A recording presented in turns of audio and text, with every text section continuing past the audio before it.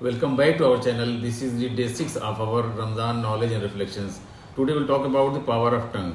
जैसे हम जानते हैं कि अगर आप भूखे प्यासे रहे लेकिन अगर आपने अपनी ज़बान को कंट्रोल नहीं किया और आप चुगली करते रहे, झूठ बोलते रहे और गिबत करते रहे, तो सोचिए आपका रोज़ा कितना कमज़ोर हो जाएगा। आजकल सबसे डेंजरस चीज़ है वो है पावर ऑफ टंग या ज़बान का इस्तेमाल और सोशल मीडिया। जैसे अपनी ज़बान को इस्तेमाल करेंगे वैसे ही आपका रोज़ा होगा। रोज़े में ऐसा नहीं कि रोज़ा सिर्फ पेट का होता है, रोज़ा ज़बान का भी होता है। और चाहे आप ऑफिस में हो, चाहे फैमिली ग्रुप में हो, चाहे आप कहीं गॉसिप कर रहे हो, बैक बैटिंग कर रहे हो, सारी चीज़ों में आपको या व्हाट्सएप पे फॉरवर्ड कर रहे हो, तो आपको बहुत ही सोच समझ करके बोलना है। और फॉरवर्ड करने से पहले आपको सोचना है कि क्या ये जो फॉरवर्ड कर रहे हैं या क्या ये सही है, क्या ये फॉरवर्ड करने से कोई फ़ायदा है। फॉरवर्ड करने से पहले आपको सोचना है कि इसकी वजह से किसी को तकलीफ़ तो नहीं होगी। अगर आपको लगता है कि किसी को तकलीफ़ होगी तो फॉरवर्ड मत करिए। और अगर देखा जाए तो जो चुगली और गिबत है वो बहुत उसका ज़्यादा इमोशनल इम्पैक्ट होता है।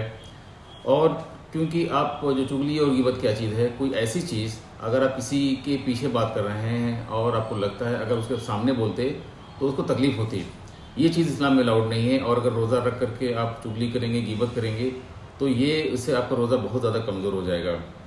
और रमज़ान ये कहता है कि गिबत जो है वो ट्रस्ट को तोड़ती है और टीम को भी तोड़ती है और जो रिलेशनशिप को भी वीक कर देती है।